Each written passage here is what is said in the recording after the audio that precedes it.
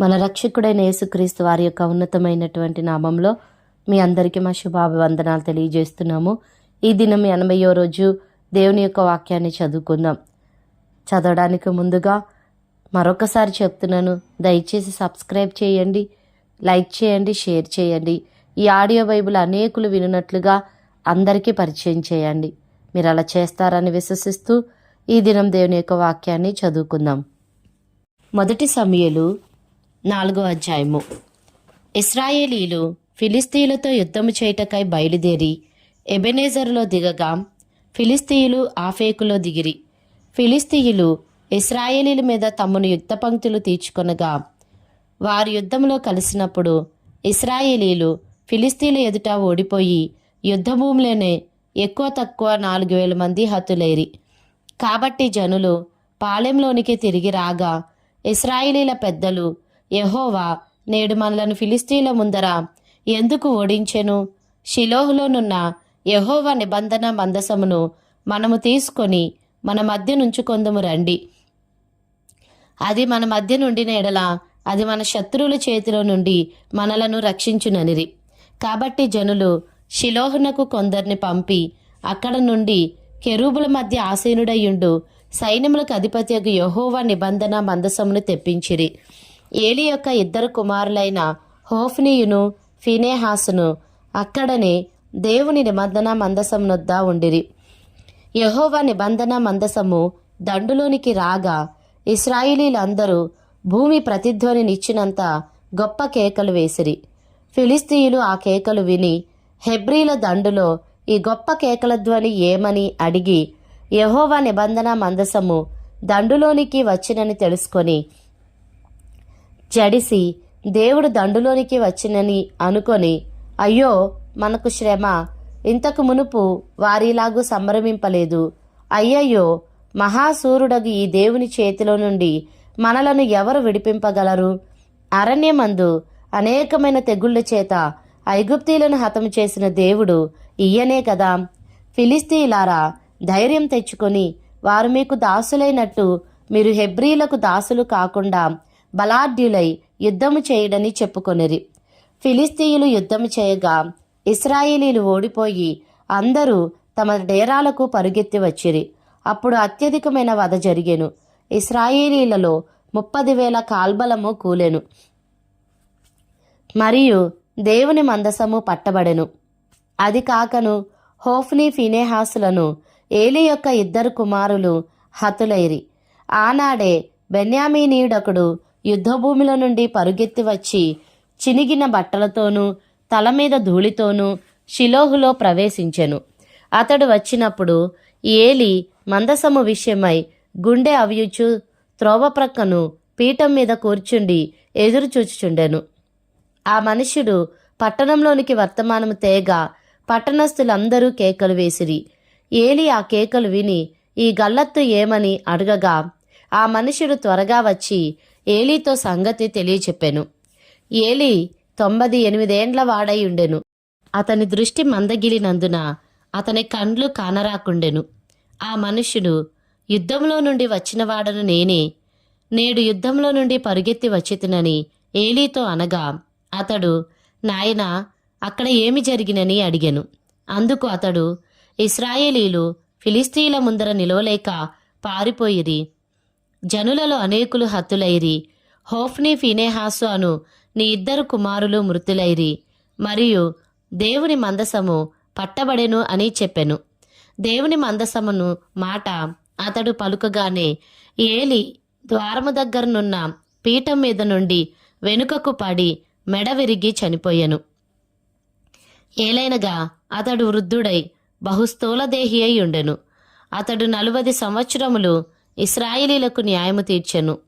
ఏలీ కోడలగు ఫీనేహాసు భార్యకు అప్పటికి గర్భము కలిగి కనుప్రొద్దులై ఉండగా దేవుని యొక్క మందసము పట్టబడిననియు తన మామయు తన పెనిమిటియు చనిపోయిరనియు ఆమె విని నొప్పులు తగిలి మోకాళ్ళ మీదికి కృంగి ప్రసవమాయెను.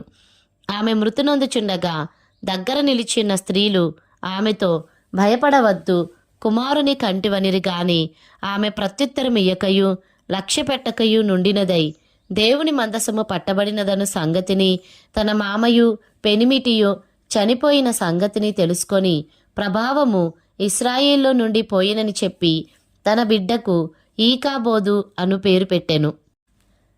దేవుని మందసము పట్టబడిపోయినందున ప్రభావము ఇశ్రాయేలీల్లో నుండి చెరపట్టబడిపోయినని ఆమె చెప్పెను. 1 సమూయేలు 5వ అధ్యాయము. ఫిలిస్తీయులు దేవుని మందసమును పట్టుకొని ఎబెనేజర్ నుండి అష్డోదునకు తీసుకుని వచ్చిరి. దాగోను గుడిలో దాగోను ఎదుట దారినుంచిరి. అయితే మరునాడు అష్డోదు వారు ప్రాతకాలమందు లేవగా, ఇదిగో దాగోను యెహోవా మందసము ఎదుట నేలను బోర్లపడియుండెను. కనుక వారు దాగోనును లేవనెత్తి వాని స్థానమందు మరలా ఉంచిరి.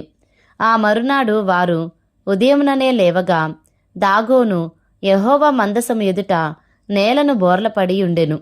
దాగోను యొక్క తలయు 2 అరచేతులను తెగవేయబడి గడప దగ్గర పడియుండెను. వాని మొండెము మాత్రము వానికి మిగిలియుండెను.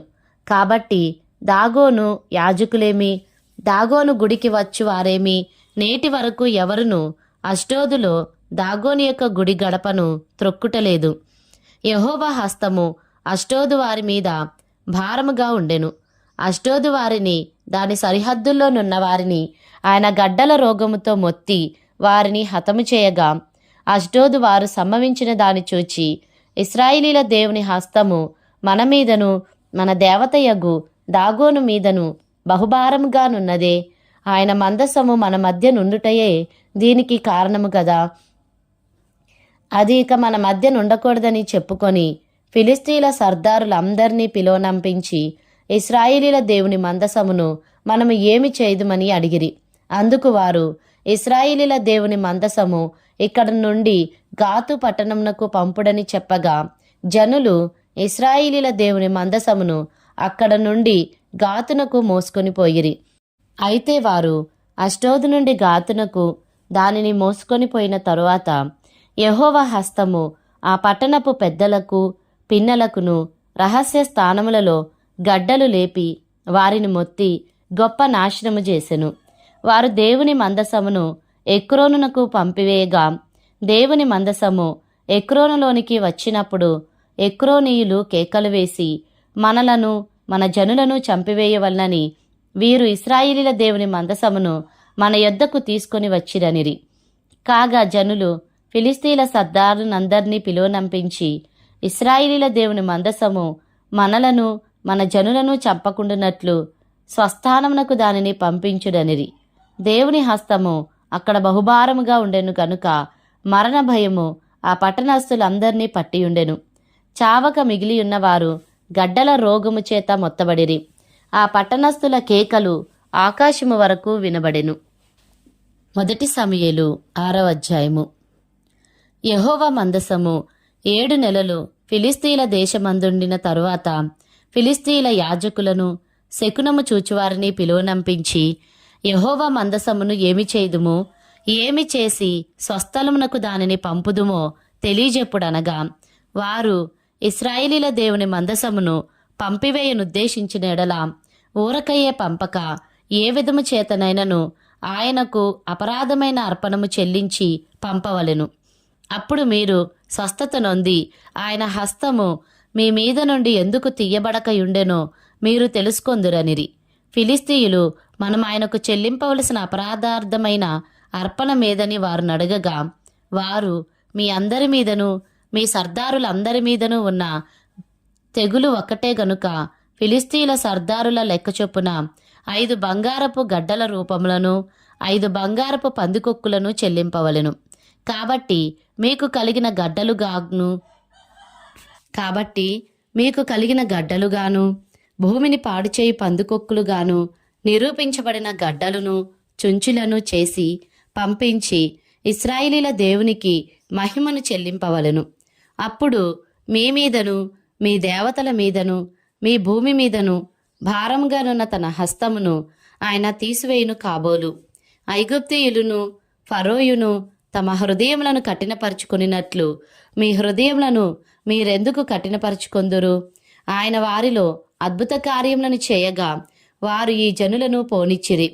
ఇశ్రాయేలీలు వెళ్ళిపోయిరి కదా, కాబట్టి మీరు క్రొత్త బండి ఒకటి చేయించి కాడిమోయని పాడి ఆవులను రెంటిని తోలి తెచ్చి బండికి కట్టి వాటి దూడలను వాటి దగ్గర నుండి ఇంటికి తోలి యెహోవా మందసమును ఆ బండి మీద ఎత్తి అపరాధార్థముగా ఆయనకు మీరు అర్పింపవలసిన బంగారపు వస్తువులను దాని ప్రక్కనే చిన్న పెట్టెలో ఉంచి అది మార్గమున పోవునట్లుగా విడిచిపెట్టురి. అది బేత్షెమెషునకు పోవు మార్గమున పడి ఈ దేశపు సరిహద్దు దాటిన ఎడల ఆయన ఈ గొప్ప కీడు మనకు చేసినని తెలుసుకొనవచ్చును. ఆ మార్గమున పోని ఎడల ఆయన మనలను మొత్తలేదనియు మన అదృష్ట వశము చేతనే అది మనకు సంభవించననియు తెలుసుకొందుమనిరి. వారు అలాగున 2 పాడి ఆవులను తోలి తెచ్చి బండికి కట్టి వాటి దూడలను ఇంటి లోపల పెట్టి యెహోవా మందసమును బంగారు గడ్డలను పందికొక్కు రూపములను గల ఆ చిన్న పెట్టెను బండి మీద ఎత్తగా ఆ ఆవులు రాజమార్గమున బడి చక్కగా పోవుచు అరచుచు బేత్షెమెషు మార్గమున నడిచెను. ఫిలిస్తీన్ల సర్దారులు వాటి వెంబడియే బేత్షెమెషు సరిహద్దు వరకు పోయిరి. బేత్షెమెషు వారు లోయలో తమ గోధుమ చేలను కోయిచుండిరి. వారు కన్నులెత్తి చూడగా మందసము వారికి కనబడెను. దానిని చూచి వారు సంతోషించిరి. ఆ బండి బేత్షెమెషు వాడైన యెహోషువ యొక్క పొలంలోనికి వచ్చి అక్కడనున్న ఒక పెద్ద రాతి దగ్గర నిలువగా వారు బండి యొక్క కర్రలను చీల్చి ఆవులను యెహోవాకు దహనబలిగా అర్పించిరి. లేవీయులు యెహోవా మందసమును బంగారపు వస్తువులు గల ఆ చిన్న పెట్టెను దించి ఆ పెద్ద రాతి మీద ఉంచగా ఆ దినమున బేత్షెమెషు వారు యెహోవాకు దహన బలులను అర్పించి బలులను వధించిరి. ఫిలిస్తీన్ల సర్దారులు 5 అంతవరకు చూచి నాడే ఎక్రోనునకు తిరిగి వెళ్ళిరి. అపరాధార్థమైన అర్పణగా ఫిలిస్తీన్లు చెల్లించిన బంగారపు గడ్డలు ఏవనగా అష్డోదు వారి నిమిత్తము 1, గాజా వారి నిమిత్తము 1, అష్కెలోను వారి నిమిత్తము 1, గాతు వారి నిమిత్తము 1, ఎక్రోను నిమిత్తము 1, ప్రాకారము గల పట్టణముల వారేమి పొలంలోని గ్రామముల వారేమి ఫిలిస్తీన్ల 5 సర్దారుల పట్టణములన్నిటి లెక్క చొప్పున బంగారపు పందికొక్కులను అర్పించిరి. వారి యెహోవా మందసమును దింపిన పెద్ద రాయి దీనికి సాక్ష్యము. నేటి వరకు ఆ రాయి బేత్షెమెషు వాడైన యెహోషువ యొక్క పొలంలోనున్నది. బేత్షెమెషు వారు యెహోవా మందసమును తెరచి చూడగా దేవుడు వారిని హతము చేసి ఆ జనులలో 50,070 మందిని మొత్తెను. యెహోవా గొప్ప దెబ్బతో అనేకులను మొత్తగా జనులు దుఃఖాక్రాంతులేరి. అప్పుడు బేత్షెమెషు వారు పరిశుద్ధ దేవుడైన యెహోవా సన్నిధిని ఎవరు నిలువగలరు? మన యొద్ద నుండి ఆయన ఎవరి యొద్దకు పోవాలని చెప్పి కిర్యత్యారీము కాపురస్తులకు దూతలను పంపి ఫిలిస్తీయులు యెహోవా మందసమును మరలా తీసుకుని వచ్చిరి. మీరు వచ్చి మీ దాపునకు దానిని తీసుకుని పోవాలని వర్తమానము పంపిరి.